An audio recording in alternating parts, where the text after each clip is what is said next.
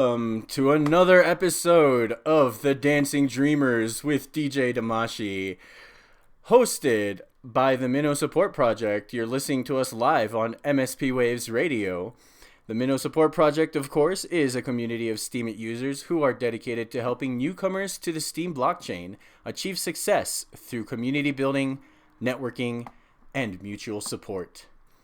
I'm DJ Damashii, also known as Rodeo670 on Steemit, and you're tuning in to the 6th live broadcast of the Dancing Dreamers with DJ Damashii.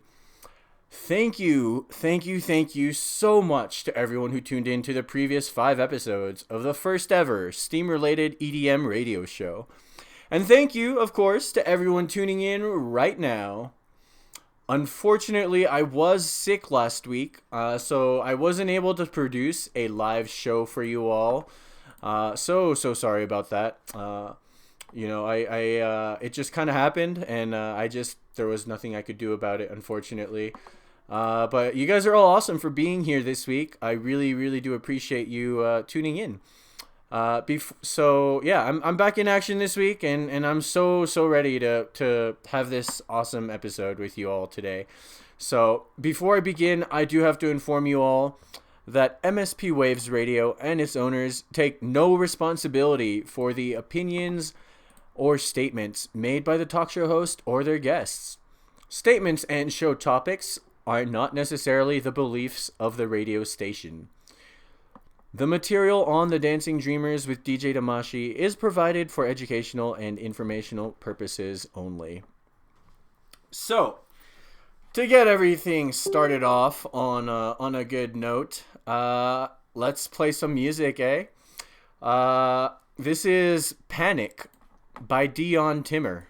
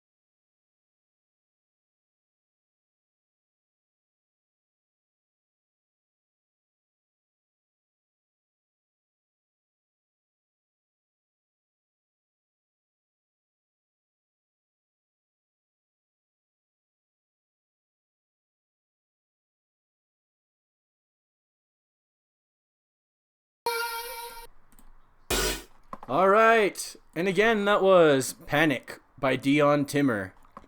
So, I wanted to start off the show with that song because when I made my post about this show this morning, I kind of got some messages from a few people who didn't quite agree with my premise or the notion that I was putting forth in my post. And so this song, me starting off the show with this song, is my way of telling those people who are concerned, like, don't panic, guys. I swear I'm not attacking dubstep. I'm not attacking bass heads.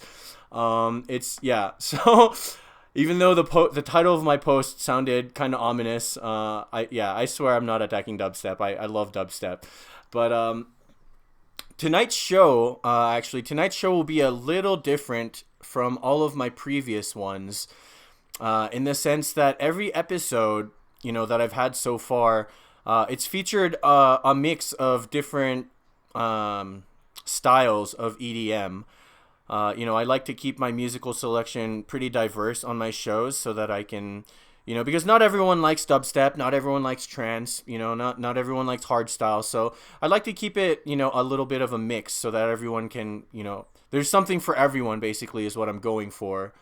But tonight, it is different tonight because I'm focusing on some heavy, filthy dubstep tonight to get myself primed for the Paradox Tour with Excision at the Complex here in Salt Lake City. I've been waiting for this show for so long, guys. I mean, when Excision announced the Paradox Tour last year, initially there were no dates for Salt Lake City, and I was very, very upset about that. I was pretty sad because I love Excision. I've loved Excision since I saw him at Club Nokia in 2012. And I can't get enough of Excision, basically. And so I was really bummed that the Paradox Tour at first supposedly wasn't going to come here to Salt Lake City. But eventually, like, I think maybe weeks or a month or two after the tour was initially announced, they finally announced the addition of a Salt Lake City stop. So I've been really, really stoked for this for a very long time. And that is why tonight it's going to be all dubstep all the way. So, going back to the subject matter of tonight's show, according to the post that I made this morning, I decided to talk about this because I've recently started to see somewhat of like a polarization within the EDM community, with one side, being these big, heavy bass head type people, and then the other side being these light-hearted, like trance fans who can't stand dubstep, basically, and like one side doesn't like the other or whatever, and it's somewhat of a concern for me, I think, because I mean, people will like what they like, but in my ideal world, everybody will, like, just appreciate the music and not talk down on music that they don't like. But I think, unfortunately, it is the natural progression, I think, with how much the EDM scene has grown, and how much it has come to include these other newer genres that have appeared on the scene, with all these new sounds being incorporated into this big EDM umbrella, and then those new sounds gaining more and more widespread popularity as time goes by, because back in the day, like I said when I did that episode on the history of raving, back in the day, raving was only associated with sounds like like house music and techno and trance and drum and bass, and over the years it's kind of just grown, and bass music especially has evolved into modern day dubstep. It's even evolved from classic UKF dubstep from back in the day, and so nowadays, with this heavier bass music seeping into the scene, it brought more people from outside of the scene, whose only exposure to EDM was that heavier bass music, and so that's what they liked, and that's what they stuck with. And it's very hard to let go of a personal preference when it's your first exposure to the scene, I think. And that's probably why we've come to this point where there's this, sort of polarization within the community, with one side liking one kind of music and the other liking their kind of music. And so it's an unfortunate side effect, I think, of the growth of EDM culture and the EDM industry. But it's, what can we do, right? So with that, I think I'm gonna pause for a musical break again. This one, it's called Rave Review, and it's by Schism, but this actually is the Dodge and Fusky remix of it. So here it goes, guys. Rave Review.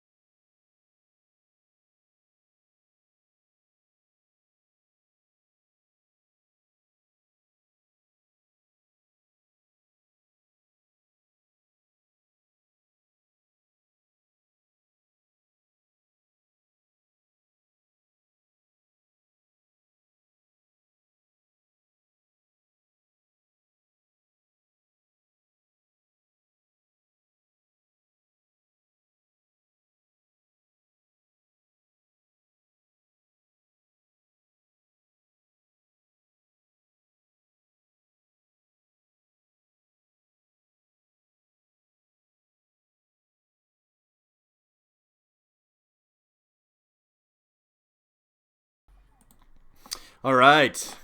Once again, that was Rave Review by Schism, the Dodge and Fusky remix. Before I continue on with my show, though, I do have to say thank you again to everybody who is tuning in. I'm just going to read off the names real quick. I see that Ancapolo is in here, as well as Agrode and Angel. Bradass450 is in here. BTC Venom, Ezzy, Menno, Audrow, Oropso, Pensif, Fedut, Philodendron, Rondoot is here. Red Rika is here. Soundwaves Photon, Stacy Jean the Duder, Stock Niper is here. Team Steam, Trade Wolf, Wild, and Uniwisp is in here. You guys are all awesome. Thank you so much for being in here. I really do appreciate you taking the time out of your night to sit through this show with me and just kind of learn a little bit more about, the electronic dance music culture. So, I wanted to discuss this sort of divide within the EDM community because certain sounds have certain energies or vibes to them. And it's generally thought that the more lighthearted, feelsy trance stuff brings positive vibes, and good feels into motion or whatever, while the heavier, filthier dubstep stuff attracts all the darker negative energies and whatnot. With that said, I do have to stress that I'm not trying to say that all dubstep is bad. I'm not trying to say that all dubstep is bad vibes. And I'm definitely not trying to say that bass heads are bad people for enjoying heavy bass music that comes with bad vibes. Not at all. Not in the least. And I mean, like, it's, of course not all dubstep and not all heavy bass music is bad. In fact, there actually has recently been a surge in artists in the EDM scene who have been trying to blend these two polar opposite sounds into this nice middle ground sort of sound. They mix. I personally call it bass plus feels. Feelsy bass. And when I say feelsy bass, an artist who have started on that path, I'm talking about artists like the biggest ones right now that almost everybody has heard of or knows is people like Seven Lions, for instance, or even Illenium or Griffin. Those are three of my favorites who have managed to mix and come to this perfect blending of hard, heavy bass music, and then also hit you right in the gut feels that like will make you cry and just bawl your eyes out at a show. It's always a good time when you're listening to Seven Lions and Illenium and those people like that. Honestly, it's always a good time when you're listening to EDM, period, or when you're at a rave or a music festival, and it's just I can't even like explain or fully describe how amazing of an experience it is. It's just something that you have to see for yourself and you have to experience for yourself. So I'm just here to to talk about this music and just have a good time. And while we're on the subject of good times bass music, let's play another song for you guys. This one is called the title for this one is kind of funny. It's called Dope Ass Clouds, and it's by Dubloads. So here we go. Let's play this song for you guys.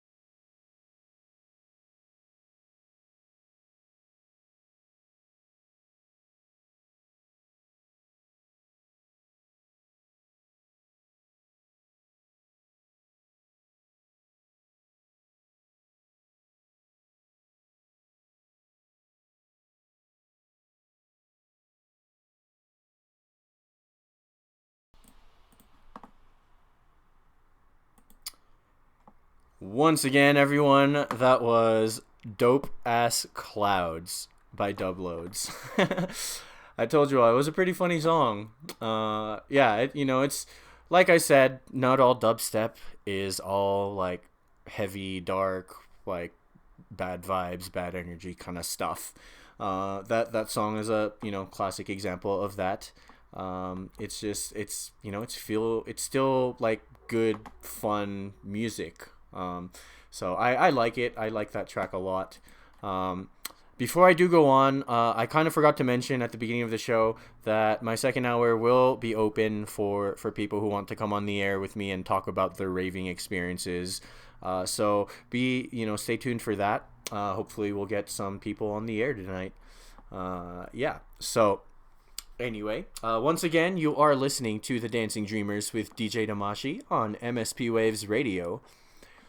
So, why am I talking about this tonight, and why is there this like divide that I'm talking about? This dubstep music, this heavy bass music, I'm not trying to talk about it in a bad way. I'm not trying to hate on it, because that music serves a very important purpose. It serves as this outlet for people to let their inner rage, I guess, to let that inner rage out and express it through, crazy headbanging and just letting loose and going buck wild. Actually even recently I've noticed that they released that rage through moshing too. For whatever reason, mosh pits have become a thing at EDM festivals, at raves. I'm not entirely sure when it started or why, but my suspicion is that, a lot of people who come into dubstep, and dubstep is like their first exposure to the whole EDM thing. It's because they came from being metalheads and they just loved, metal, and then all of a sudden they came and then they started liking dubstep. And so I think, that's how moshing got co-opted, I guess, into the EDM community, is that a bunch of metalheads came into EDM and loved dubstep, and then they were just like, oh, this has like a lot of the same, feels to it. Let's bring moshing into it. Yes, mosh pits, philodendron. Yes. Yeah, I know, right? I said it was pretty interesting too. When the very first time that I saw mosh pit happen at a rave, I was just like, wait, what the hell is going on here? Like, why is there a mosh pit happening? It was interesting, to say the least. So dubstep serves as that outlet for a lot of people to just let that loose, and it's very important to let that loose, because you never want to hold on to that pent up, to those pent up feelings for too long. It's very unhealthy.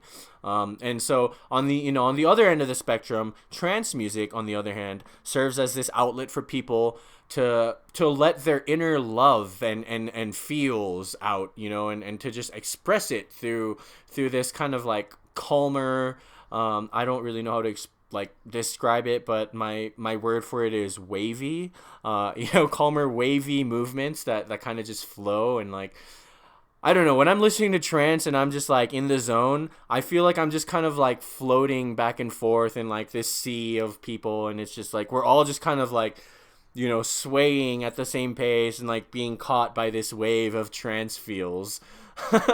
So trance music serves as an outlet for that. And then, either way, each type of music serves as a very important outlet for us, as ravers, to express these things that maybe, we normally would hold in. So both sides are actually a very vital aspect of EDM culture, and of this EDM experience. Rondon said he's losing my feed. Yes, I am actually dropping frames, Rondon. Should I maybe I should lower my settings again. I set it to the default settings that were included in that DJ setup guide. So let me take care of that real quick. I guess I'm just gonna let me set that. Oh, Okay, cool. So yeah, I'm back on the air apparently. So let's see, where was I? I was talking about how this music serves as a really positive outlet for everyone. So let's see. The UX Yeti has to go. Thank you so much for sticking around for a little while. I really appreciate it. Have a good night. So I wanted to talk about this again. Because no, man, no, actually, you can't change your settings midstream. You have to kill the stream. I just remembered. So yeah, there's no working around that right now apparently. But anyway, it's important for people to know. In my, this is just me speaking again. It's not like facts of life or whatever. But it's important for people to know that certain sounds carry certain energies with them, and these energies can affect us even long after we've left the rave or festival. For instance, at EDC last year, um, countless people came, and countless people who mostly identified as bass heads, and who mostly spent most of their time in the bass pod, were reporting having crazy nightmares. And several repetitive episodes of what the scientific community refer to as sleep paralysis. Oh, and lots of people were reporting that they had started waking up at around 3 a.m. Ooh, and feeling weird or feeling like someone was watching them in their room. So let's see. Oh, Rondon said apparently I can change the video bit rate midstream. So let me just do that right now. Hopefully this will fix the dropped frames issue. So let's do that. All right, Rondon, I just updated that, so hopefully that'll do the trick. Anyway, where was I? Right. I was talking about how people were reporting all these crazy things that were happening to them after coming back from EDC. And actually, I myself was experiencing some weird, crazy stuff too after I came home from EDC. And I wasn't even in the bass pod most of the time. That was like my least visited stage at EDC. But I experienced some really insane, like weird nightmares after coming home from EDC. And it was at 400, Rondon. Yeah, and so and I'm talking like weird demented imagery type of nightmares that just like really freaked me out, because I don't have dreams like that. I really don't, or if I do, I don't remember them. And so for me to come home from EDC and start having crazy dreams like that, it was intense. I couldn't believe it, and I couldn't believe, and that was what led me onto this path of knowledge, of finding out that a lot of this heavy bass music is attached to to like bad vibes or whatever. And I mean, obviously many factors could have gone into all that stuff happening. I'm not gonna sit here and claim that, oh, all of that was happening because of bass music, because of dubstep, because I mean, how ridiculous would that be? But I personally still hold firmly to the belief that a lot of it had to do with the energies of the music we were all raving to at EDC. And that, like I said, it was during this post EDC like weirdness that I discovered and learned that a lot of this heavier, filthier dubstep music is basically transmuted dark energy. And I mean, if you give it a listen, I'm sure you'll see what I mean. Like you can just hear it. You can, like, when you sit down and you listen to some of this dubstep, it just like, I really don't know how to explain it, but you just feel the darkness like emanating from it, and so yeah, it's it's crazy like that. But then you combine those dark sounds with dark imagery on the backdrops, that these artists have playing in the background while they're up on the decks, and you just have this crazy recipe for stranger things to start happening. And with that, I'm going to take a little musical pause again, and I'm just going to play you guys, while we're on this subject of dark energy and stuff like that. This is called The Invisible Invaders, and it's by Lax.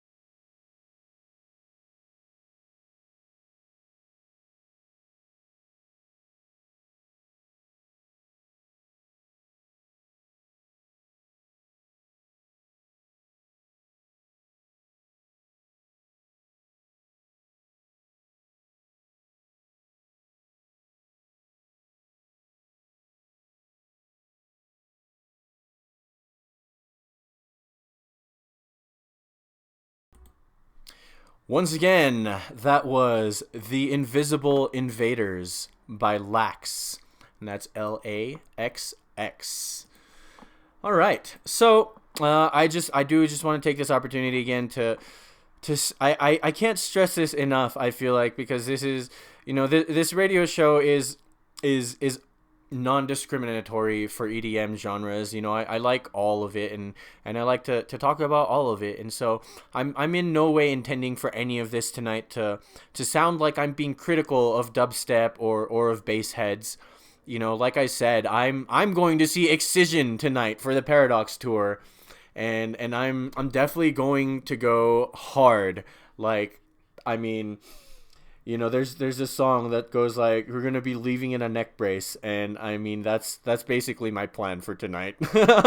So I'm just gonna go hard and lose myself in the music tonight. And so I love dubstep. I love heavy bass music, and to all my friends out there who are listening and who love dubstep, I hope that this show doesn't come off as an attack on you guys.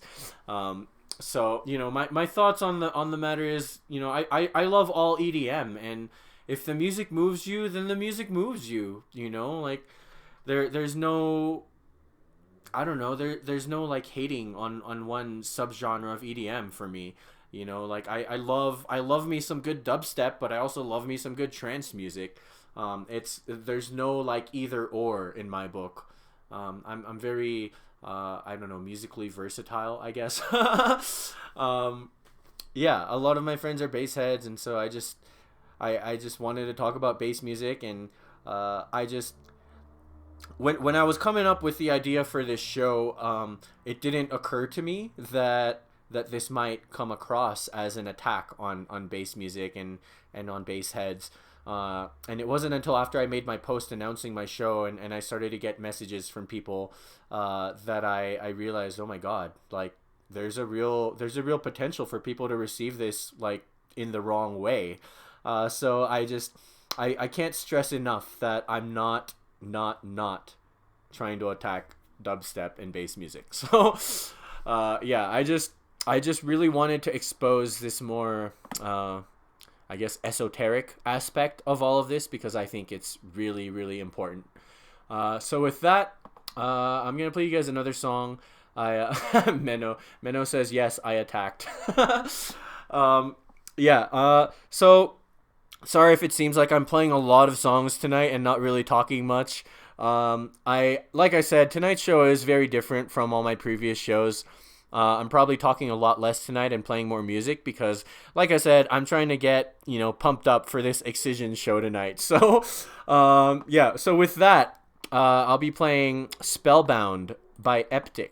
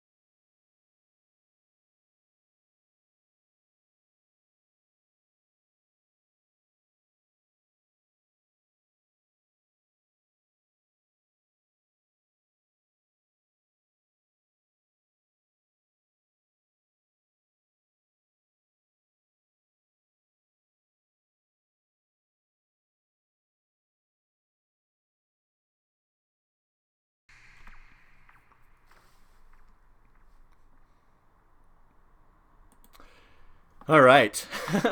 Once again, that was Spellbound by Eptic. Oh man. All right. You guys again are listening to The Dancing Dreamers with DJ Damashii on MSP Waves Radio. So, I'm talking about all of this stuff tonight, specifically dubstep, because sound.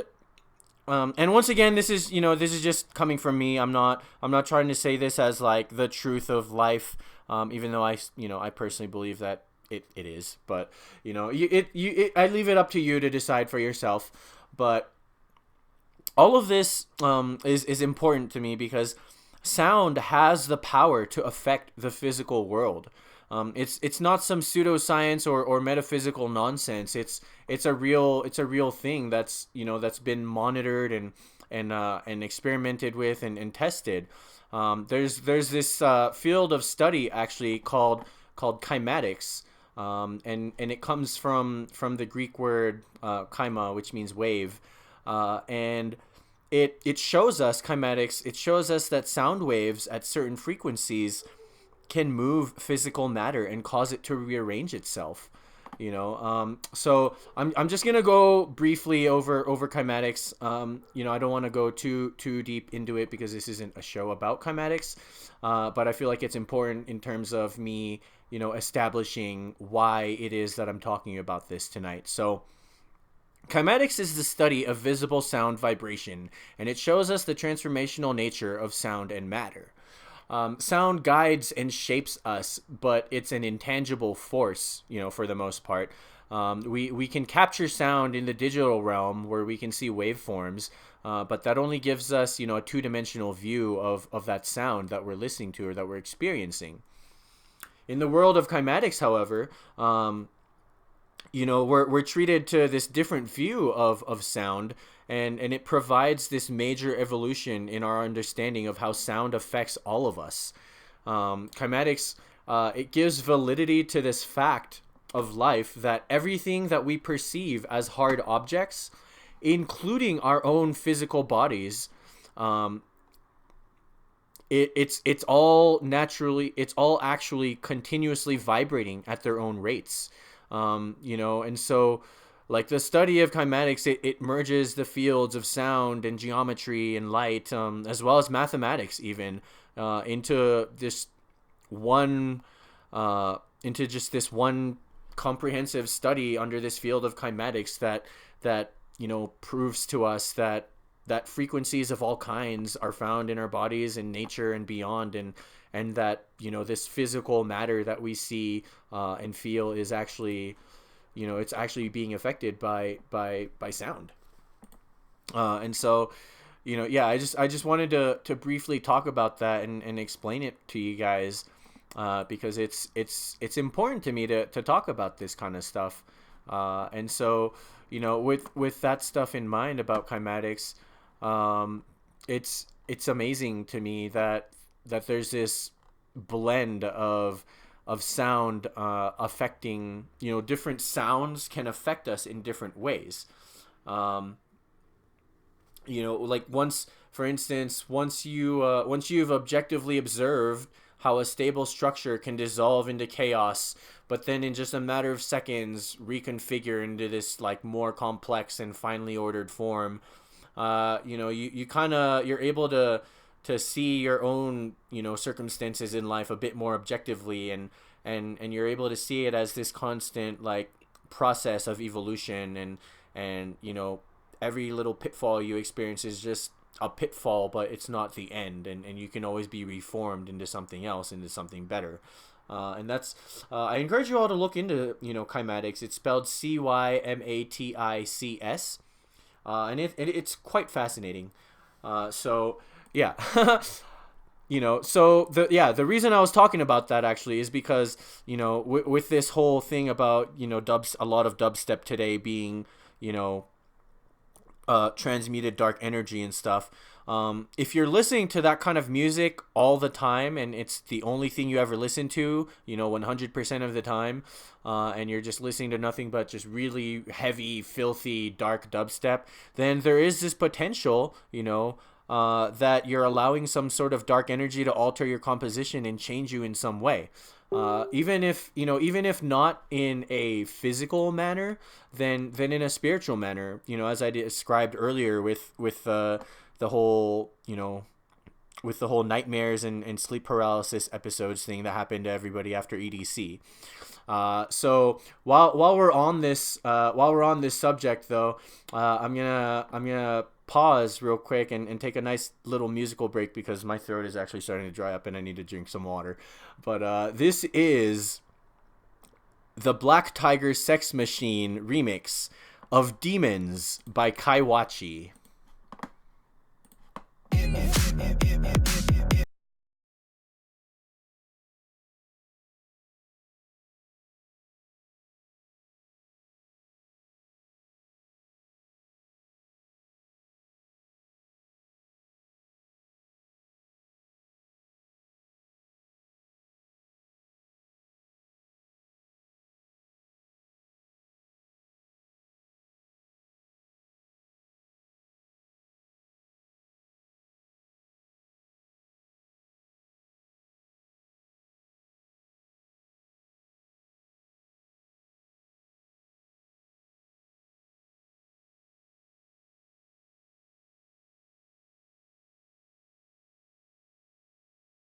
Got demons in my head. I got demons.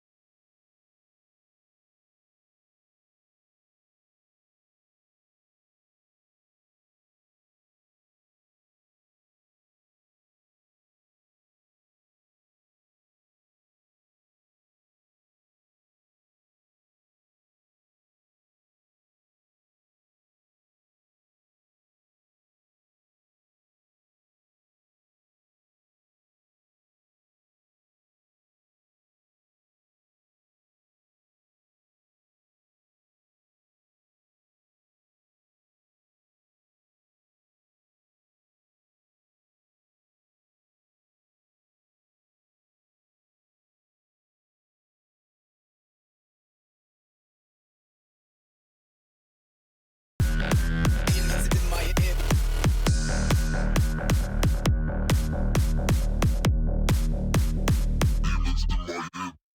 Back on the air. All right. Once again, everyone, that was Demons by Kaiwachi, the Black Tiger Sex Machine remix of it, anyway. Yeah, I just want to say thank you again for everyone who's tuning in right now. You guys are all awesome. Thank you so much for your support. I really do appreciate you tuning in and just being active in the audience and engaging with me and with the other audience members. It's just it's amazing that you guys think that my show is cool enough to listen to and whatnot. So thank you guys. While we were playing that song, Eternarex said in the audience chat that it sounds like robot porn, and that's definitely like the American, like modern American version of dubstep, because like I said, I love dubstep, like even the old stuff, like the old UKF dubstep with like if you're only familiar with like modern stuff, stuff like F Word and Jaws, that kind of dubstep is very like near and dear to my heart. But anyway, yeah. So a lot of modern day dubstep here in America definitely does sound like robot sex, and you're not the first person to mention that. So yeah. The anyway, before I go into my next segment, I do have to remind all the listeners that MSP Waves Radio and its owners take no responsibility for the opinions or statements made by the talk show host or their guests. Statements and show topics are not necessarily the beliefs of the radio station. The material on the Dancing Dreamers with DJ Damashii is provided for educational and informational purposes only. And with that, my friends, we are entering into the second hour of my show, and I'm about to open the lineup for guests to come on and talk to me about their EDM experiences. But before even that, I started this show talking about how, the reason why I'm focusing on dubstep tonight is because I'm going to see Excision tonight at the Paradox Tour at the Complex. And so I kind of pulled a party foul because I've been talking about going to Excision and I haven't even played a single Excision song tonight. So before I bring the guests on, I'm going to play a very popular Excision song. This one is called Robo Kitty.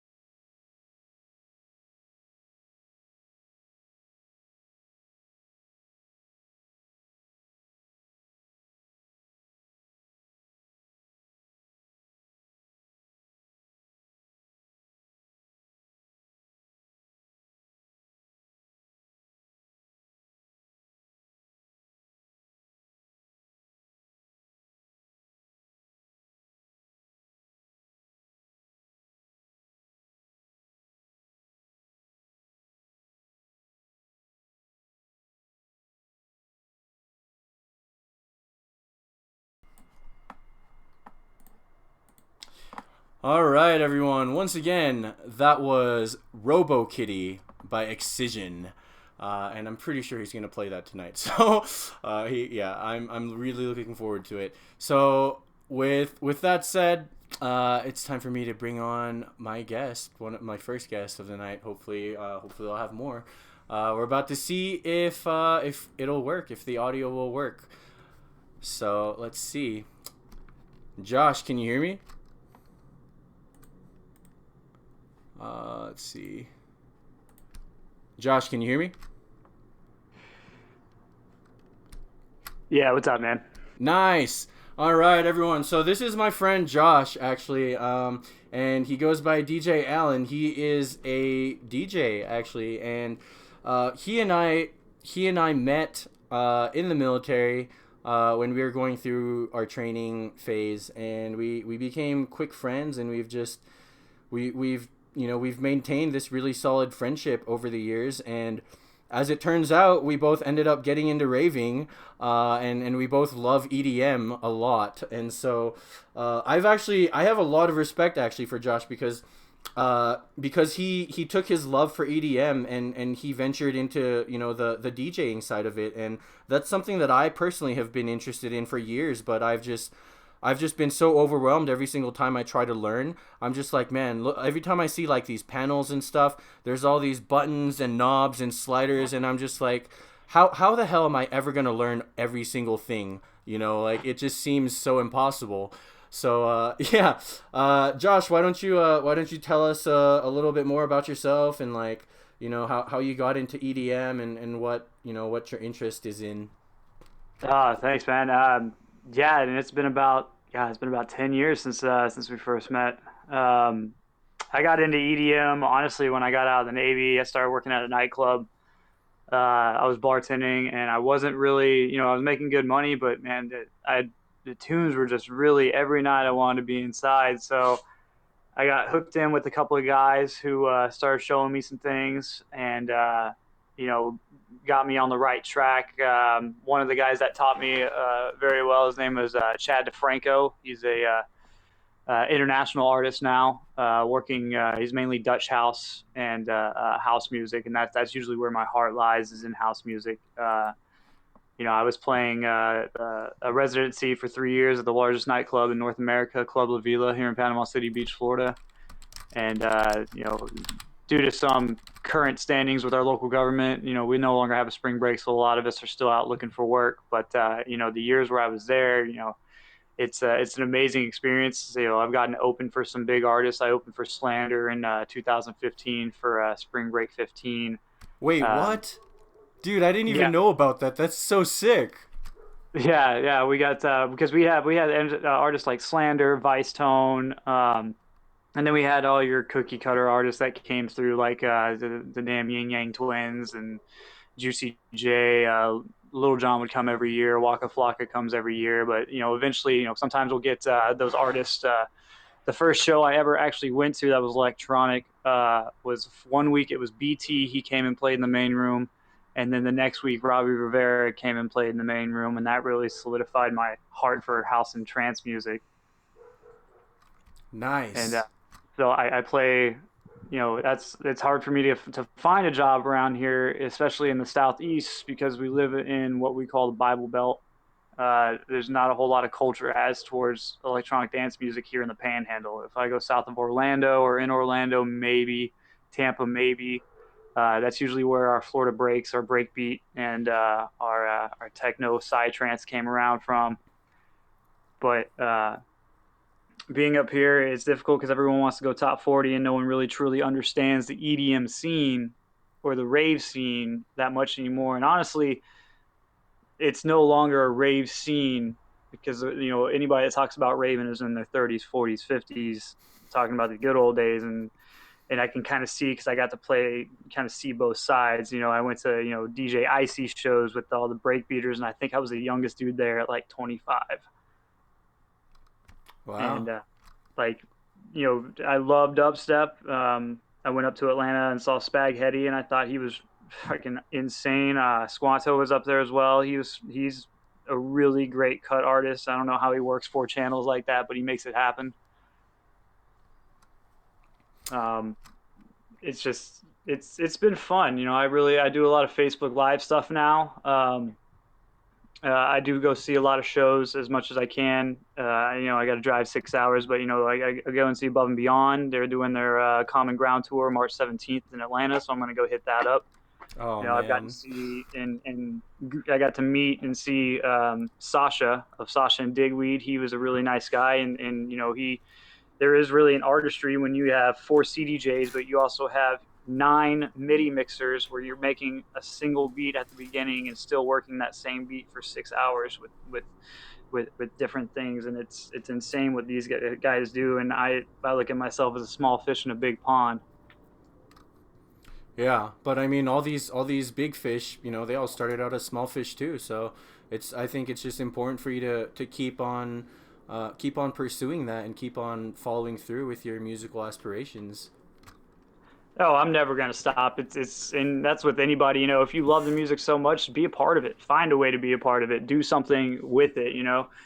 It came down from us doing house parties and everybody jumping on. I was working an old rotary mixer, Stanton rotary mixer with two Technique 12s, and learning how to play actual vinyl and work vinyl. Because I mean, honestly, the way they've commercialized EDM music and dance music in the rave scene is that anybody that has a laptop can be a DJ. And in many ways, that is true. If you have a laptop and the right equipment and the right controller or the right program, anybody can be a DJ. Anybody can mix music.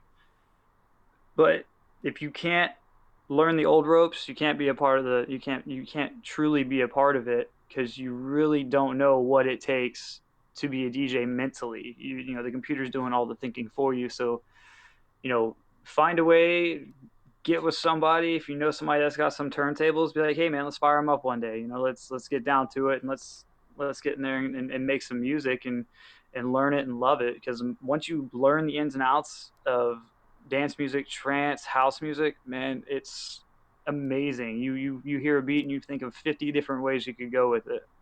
See, that's how I know you're the real deal, dude, because you actually put forth the time and energy and the effort into learning like the old school style before all this digital stuff came about. Like that to me tells me that you really do have a true profound appreciation for not just the music but for the craft of it all.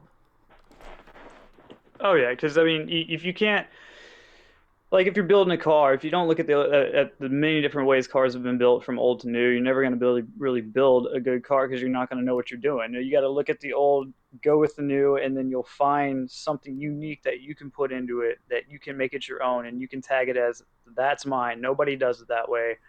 And I try to mix I mainly mix, and you've heard my stuff online, progressive house and trance and house music, because I feel that's where I can make the biggest difference. I want to be able to for people to go to a show, and I have a lot of tracks that I play that I haven't released myself. I mean, one of them I worked on for a year and a half, and it's still not done. I got about 15 different versions of it on my laptop that I just don't think are done.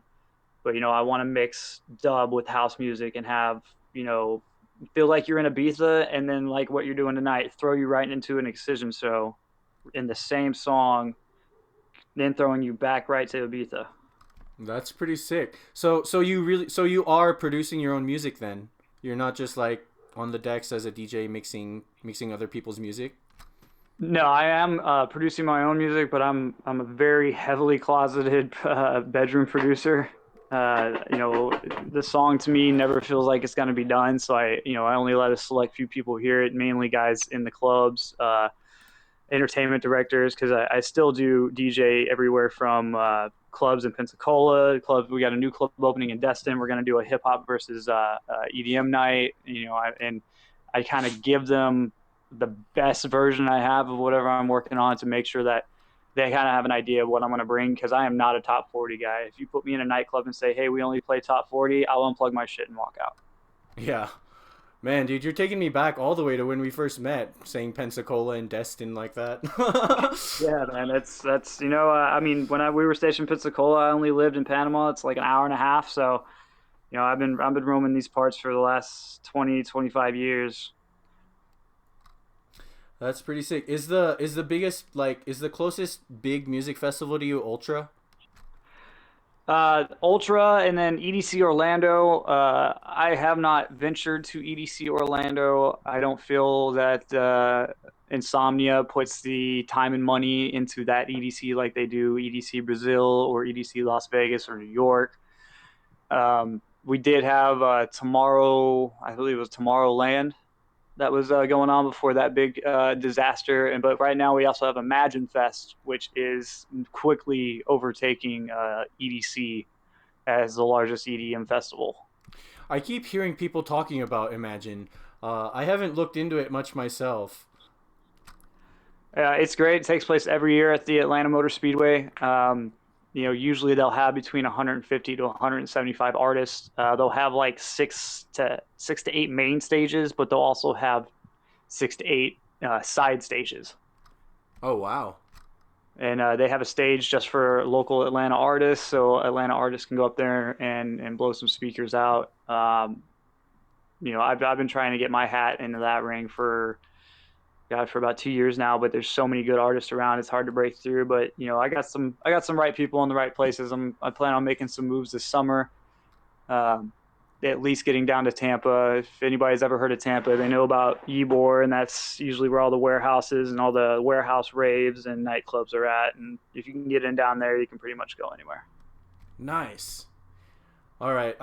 So before I get into my next question for you, I'm gonna play a song real quick for everyone, so that we're not just talking the entire time, and it'll give us a nice little break to gather our wits or drink water or whatever.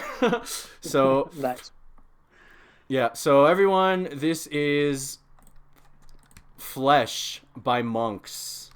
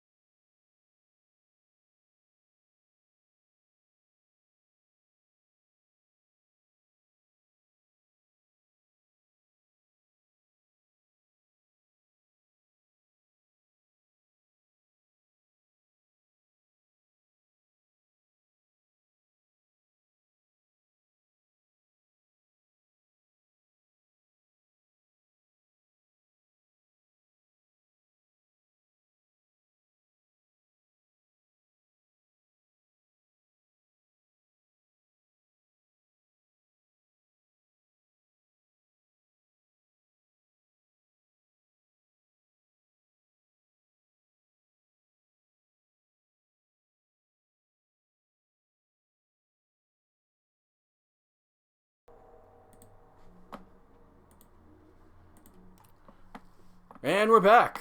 Once again, everyone, that was Flesh by Monks. All right, Josh, are you still with us? I'm still here, brother. Sweet. So, let's see. What would you say is your favorite raving memory?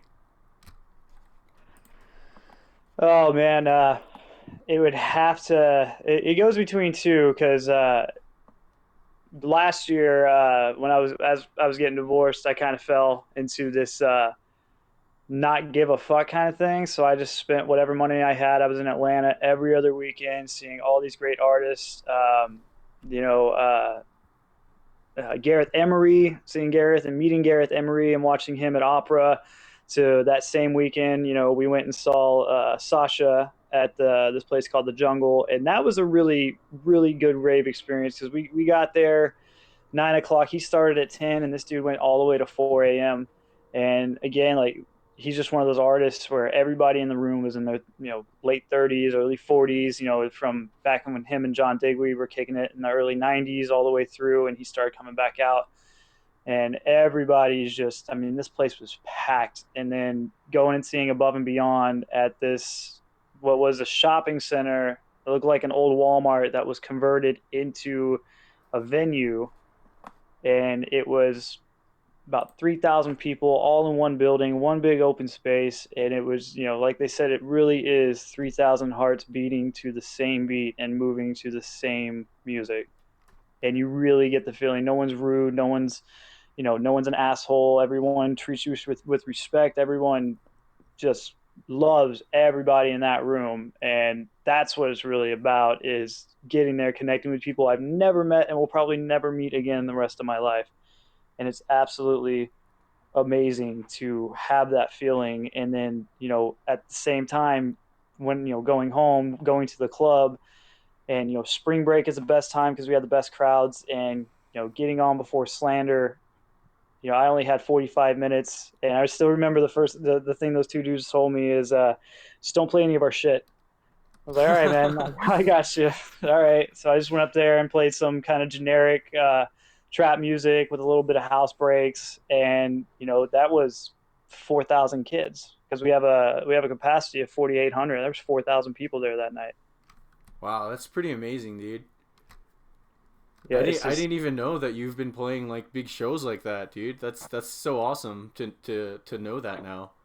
I was like, because I was a young guy on the totem pole at the time. I had only been at the club for a year, and the two main DJs, DJ Will and DJ Nayu, had been at the club playing for 15, 20 years. Chad DeFranco, he's the resident house DJ, and he's the head DJ because he's been there almost 20 years. So they kind of like gave me a little opportunity, and I don't really think I I don't really think I was expecting it. I thought I was gonna have to open up for like Juicy J or something, or some guy that comes there every year and shows his ass. We really don't like, and then Slander had just come out with those new drops and working with W and I was just banging their shit for like 2 months before I even knew that we had spent the money to get them. Damn. So, let's see. Do you are you like into candy too then, or like is that not an aspect of EDM culture that you ever got into? I got into candy deeply. I still have my shoebox from every piece I've ever gotten from every show. It's not really big in the South as much. Candy's massive over in the West. Um, yeah, I went to see when I got married. We got married in Vegas, and we had to choose two different shows that we wanted to go to because I've seen Above and Beyond now twice, and I saw them at Hakkasan in the MGM, and I saw them in Atlanta. But the next night, it was between Dylan Francis and Avicii, and Avicii was doing his going away tour, so we went and saw Avicii. By the way, don't go see Avicii; he's total shit. Still, we stayed the whole time only because I had paid $80 for the damn tickets, and I paid $45 for a rum and coke. So I'm like, all right, I got too much invested. I might as well stay. But I got at least 10, 20 pieces of candy in that show alone. Damn. So what is your favorite piece of candy then, and what's the story behind it? Oh, it was at Above and Beyond in Atlanta, and I took a couple of joints with me in a in a pack of smokes. Um, and my buddy Chad knew the photographer who was putting the show on with Iris, and so we got in through the back, so we didn't have to go through the main part of the front. And I'm out in the crowd, and I light one up, and then I just pass it on, and this chick behind me, she got a hold of it, and she was like, "Oh my God, I got to give you this piece of candy," and it was like a half sleeve Pikachu she'd made. Wow. And I was like, "All for a little bit of weed, okay, all right." That was That's probably the most random, but the piece was so intricate. I know it took her a couple hours to make that. Yeah. Yeah, that's something that like fascinates me about candy is that you really see people's like creativity, not just creativity, but their hard work shine through. Because like you can just tell that some of these pieces take hours and sometimes even like the equivalent of a whole day putting together. Oh yeah, and watching these people go out there, I still haven't learned the candy shake, the handshake that goes with it. I have to have the person who's doing it tell me every time. Oh, dude, just wait I till know. you and I rave together. I will teach you everything. I haven't been to any of the big EDM festivals yet, as far as multiple day festivals. I think the most I've done was we did a beach bash festival, but it was a 1 day thing. We had a couple of local artists, and we were supposed to have Blau coming through, but something happened in his itinerary, and he had to cancel our show, so he never came through. Oh, that sucks. Yeah, But Blau actually, he's on Steemit. He hasn't made a post since his very first post, but his account exists. oh, I'm sure he's always busy. I mean, it's right before festival season. I mean, what people don't realize with all these DJs, sometimes they'll be like, "Why are festivals only through like March into November or early December?" I mean, these guys will tour and tour and tour all through the summer, and then in December, January, and February, that's when they do a majority of their mass production work, where they put out all their albums, and they'll put an EP out during the summer because they really only have time to work on one or two tracks to try and get it out for people, or they only have time to work on sections or this part of a drop, and they'll throw a little spice into their show by dropping this track that they honestly probably made on the planes between shows. Oh, okay. Yeah, I didn't know about that kind of stuff. Like, it's cool for me to be talking to you and learning about this stuff because like, whereas I'm coming from like an EDM consumer, side of things, you're coming from like the whole DJing side of it, so you know that stuff that goes on that the everyday average consumer doesn't even take into consideration. Yeah, because like when these guys work. I mean, we had Vice Tone came through. He landed at our airport, which is about 45 minutes from the club. We got him to the club. He played his show.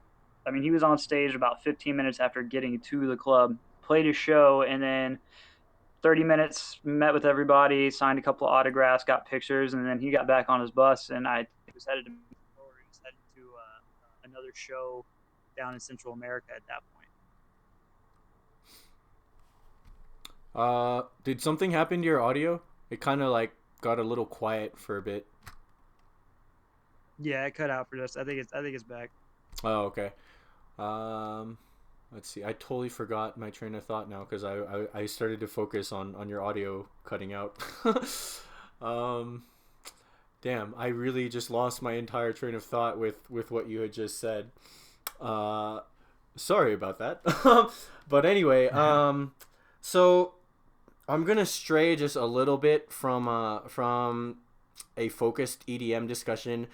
Since you told me that you do produce music, even though you don't really like share it with others, I this show that you're on right now, it's the Dancing Dreamers with DJ Damashii, and it's on MSP Waves Radio, and MSP Waves is hosted by MSP, the Minnow Support Project, which is this huge group. It's a huge network centered on the Steem blockchain on Steemit.com, and I think if you're serious about producing music and and getting yourself to get more comfortable with sharing the stuff that you produce with others, you should consider making an account on Steemit.com and start posting your music on the blockchain, because there's so many people, so many musicians who share their music, like people who are just starting out too, and there's so much talent on here, and I think it would be a perfect thing for you, especially with how you said you started streaming on Facebook Live recently,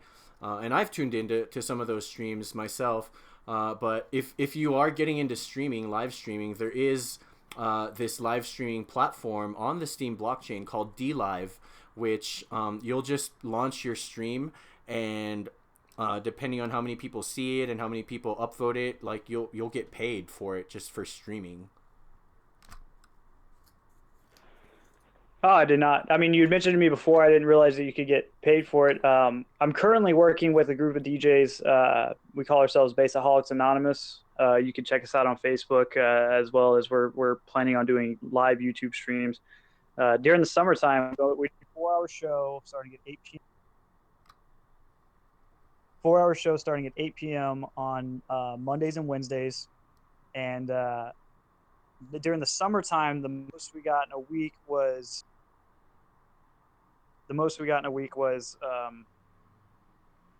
25,000 viewers on it collect. Wow.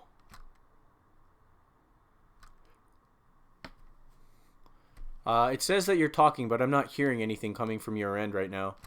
Yeah, no, I got somebody called in on my phone real quick. Oh, gotcha. Yeah, I mean, I've tuned into a few of those Bassaholics Anonymous live streams, and it's always popping. I dig it every single time.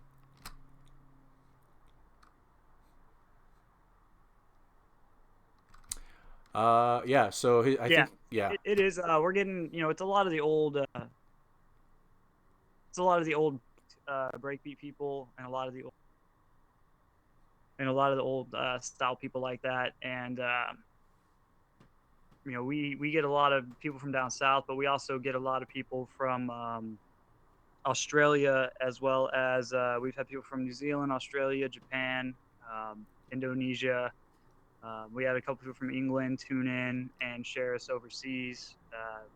It's kind of dropped off. Usually it's kind of like goes around with seasons around here. It dropped off a little bit for the season, and then summertime, nobody's really got anything to do, and they're kind of out and about, so they'll tune into us a little more often.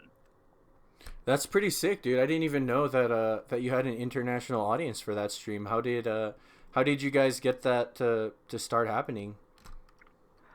Our quote unquote fearless leader, DJ Jim Funk, he's been in the game for about 20 years now, and he started it earlier last year, the year before last, and they've been going on for about a year. And he saw me at the club a few times. He saw some of my live streams I was doing on my own, and he invited me to play with them one night. And then he invited me back the next week, and then eventually they offered me a spot in Bassaholics Anonymous to not only play but help produce tracks. And we do a lot of just a lot of online stuff, but now we're getting bigger. We have a street team of people not only here, but we also have people down south in Florida, up in Georgia, that are sharing our stuff, so where we can kind of focus more on our music and not building the brand. The brand's now to the point where it's building itself. That's pretty sick, dude. That's a lot of hard work to get to that point. I mean, we if you notice in any of our videos, if you go check them out, we have a full lighting setup. Just to do our show, we have a computer running Serato. We have a computer that's running our OBS, which is our live stream software. We have a computer that's running the lights and in the background, and we have a computer that's running the projector in the background as well. So we use 4 computers. Not only that, the one computer has anywhere from 5 to 6 hard drives connected into it at any time, and it collectively, to get it going, it's set up, get the show going, breakdown. It takes a lot of work. We have over $20,000 invested right now. Wow. Yeah, that's that's dedication, dude. Wow. I'm actually using OBS as well for this show, so I know what you're talking about. But yeah, see, that's why I think you guys could really make a killing on D Live, and like if you guys look into it and start live streaming on D Live, I think it would be a great fit for you guys. I'll bring it up to him when I think I'm going to see him on Saturday. We usually have a monthly meeting where we get everybody together and throw some stuff into the thinking can and nod it around a little bit. You know, we're looking at different options to try and get us out there more. Honestly, we're just tired of the way Facebook is with, I think, sharing, blocking people, stuff like that. Facebook is just too much of a hassle anymore. And we're really working to try and branch out to different outlets to try and get our music out there. Hell yeah, it's yeah, it's I'm telling you, dude. It sounds like you guys are like already on that path to coming onto Steemit and migrating all your stuff, because a lot of people who have like that's why a lot of people move to Steemit, is because they become frustrated with, you know, the other mainstream forms of social media like Facebook and YouTube and, you know, stuff like that is centralized and has the power to, you know, to block your content or mute you or whatever, or demonetize your stuff if they don't like what you're talking about or what you're posting about. And the beauty of a platform like Steemit and the Steem blockchain is that it's decentralized, and so there's no like central authority that will like monitor your content and say, oh, well, I don't like this, so nobody else gets to see it.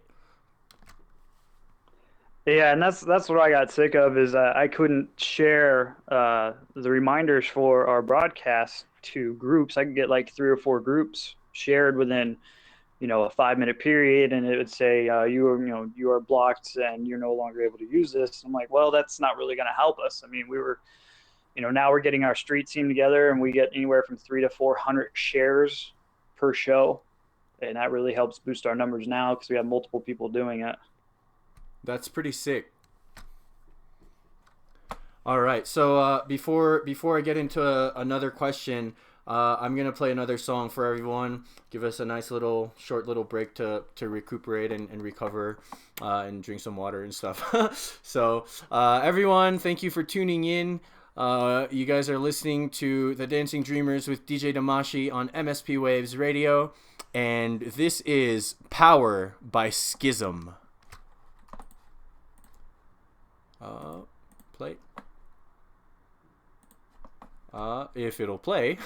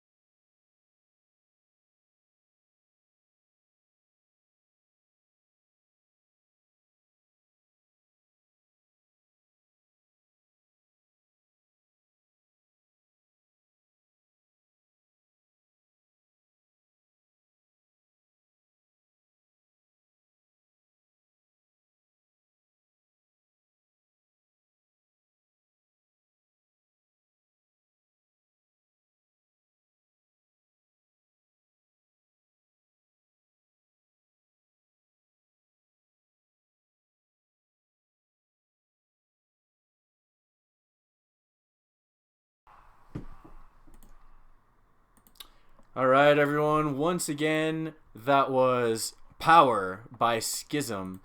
And you're listening to The Dancing Dreamers with DJ Damashii on MSP Waves Radio. And I am on the air right now with my friend Josh, who goes by DJ Allyn in the EDM world. Josh, are you still here? Oh, I'm still here, bro. Sweet. All right, so let's see. I kind of forgot what we were talking about before that song because I just got so absorbed into that song. But let's see. What else is there to talk about? You've gone over how you got involved with Bassaholics Anonymous. I was actually about to ask you that question when you started talking about it. So that was cool. It was very preemptive of you. Yeah, like being able to see both sides of the industry, also the working side, and going and enjoying shows. I mean, absolutely can any mystery things anybody's ever wanted to know how stuff works or how things happen or how things are made to happen. I definitely have a little insight on. Nice. Yeah, that's definitely something that I'm interested in, and that's something that I wish more people, like more average consumers of the EDM experience, would be interested in, because that's something that I feel most people don't even take into consideration. But it's out there and it's happening, and it's something that I feel we should at least have some sort of base knowledge about. I feel like it would lead to a better appreciation of the artists that we listen to. Oh, absolutely. And even when you go to these to your local bars, nightclubs, and those local spots, if they're a resident, we don't just show up at 6, 7 o'clock, set our stuff up, and get ready to play by 8 or 9. With at least our team being we were the largest nightclub or still are the largest nightclub in North America. Every DJ was also a lighting tech. We'd all get there on show days whenever we'd have any artists come through, depending on where they're playing. I'd get there 9:30. We'd start setting up the stage. If we had an outdoor act, we'd set the stage up, get everything hooked in, get all the amps warmed up, break out all the lights, hang all the lights. We go through and we clean our own equipment. We don't have a company that comes through. If something breaks, we have to fix it. That's why, yeah, it's awesome to blow out a couple of subs or kill some top ends, but then you realize the next day when you come in, you got to tear it apart and rebuild it. Okay.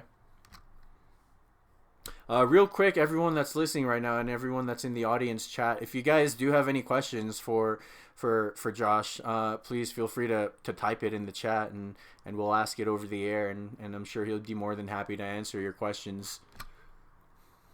Yeah, absolutely. As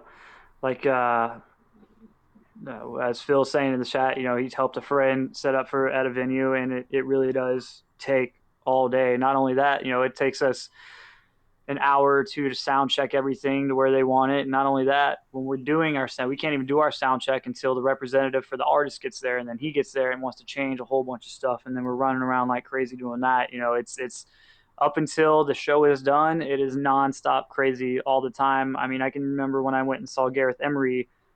He was using a DJM 900 Nexus mixer, and his headphone jack went out, and there was the tech that got right up there, went in while he was playing with his little flashlight and his little screwdriver, and got it hooked back in and playing. So that's the same style stuff that we do. If you are a DJ with a residency at a nightclub, you are working not just at night, you're working all day, every day.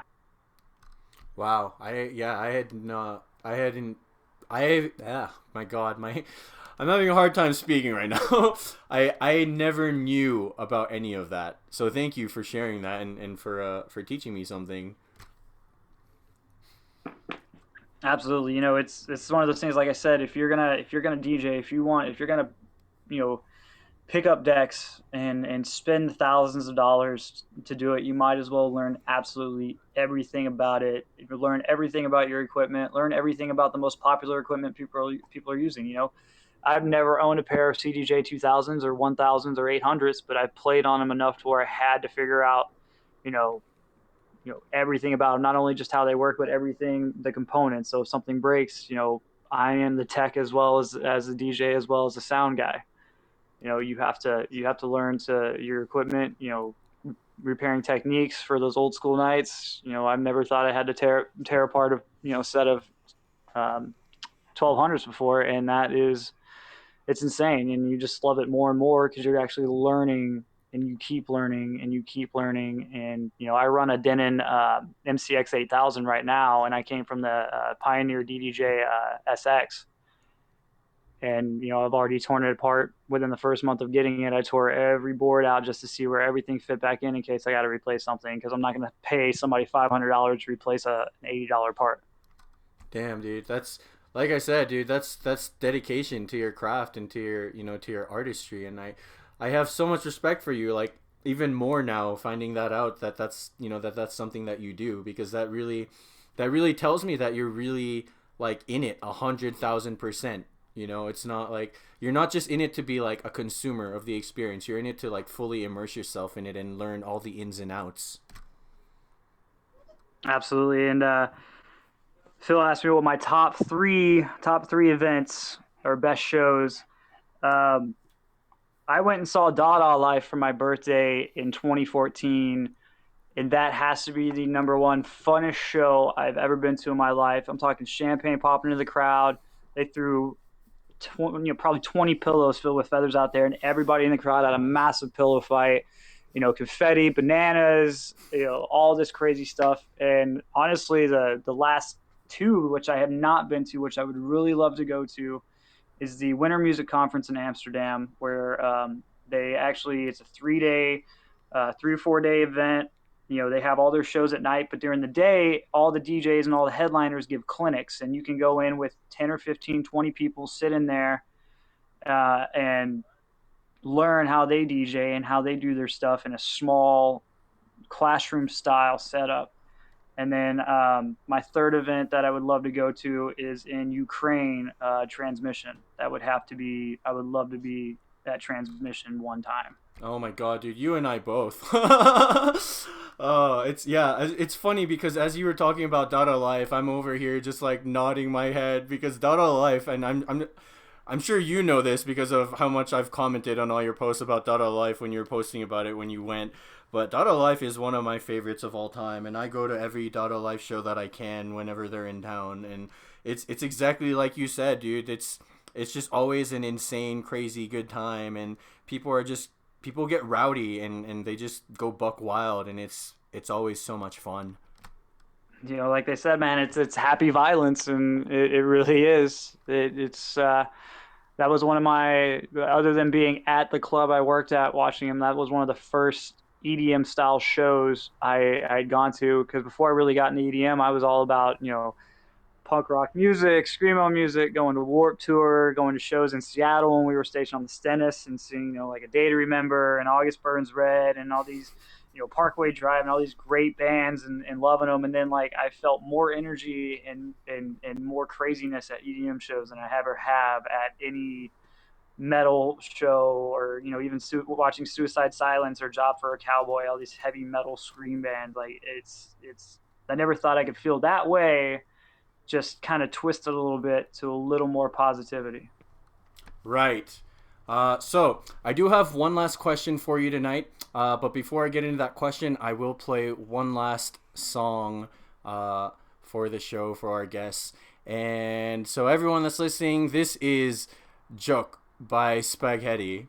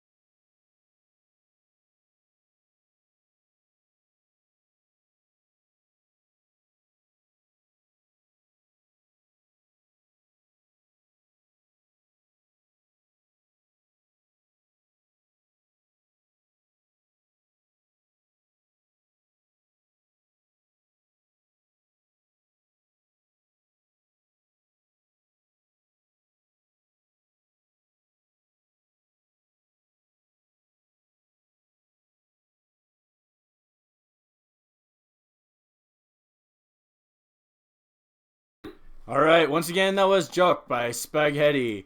And we are coming up on the end of our show. We only have a few minutes left, so I'm going to bring Josh back on the air with us.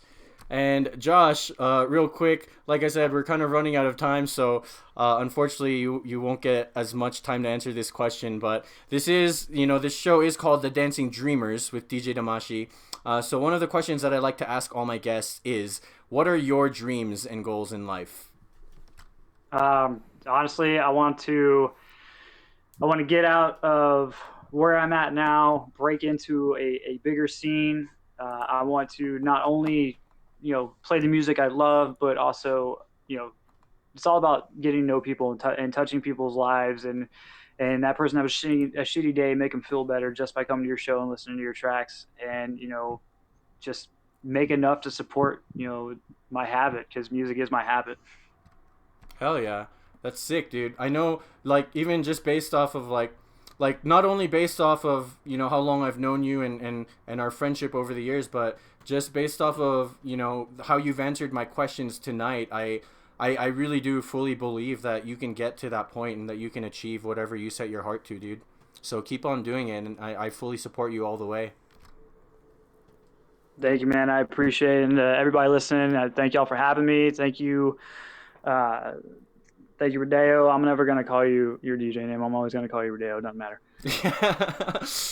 But yeah, no, I know how that feels, though, because, like, I'm having a hard time myself calling you DJ Allyn. Like, I'm always just going to call you Josh. If anybody wants to check out my stuff, check me out on Facebook, Twitter, Instagram. I hope to, talk with you guys again. And if, like I said, if there's any other questions, hit me up on social media. Let me know. And enjoy Excision tonight, man. And everybody just have a great night. All right. Thank you so much, Josh. We'll chat soon. All right. Well, everybody, this is the end of the 6th episode of The Dancing Dreamers with DJ Damashii. You've been listening tonight to my guest, DJ Allyn, my friend Josh. And I just wanted to say thank you again to Global Cop and Rondon and the station managers at MSP Waves Radio for allowing me to have this show and for supporting my efforts every step along the way. So, as you guys know that I love to play this track at the end of all my shows. So, without further ado, here is Ordinary Life by The Prophet.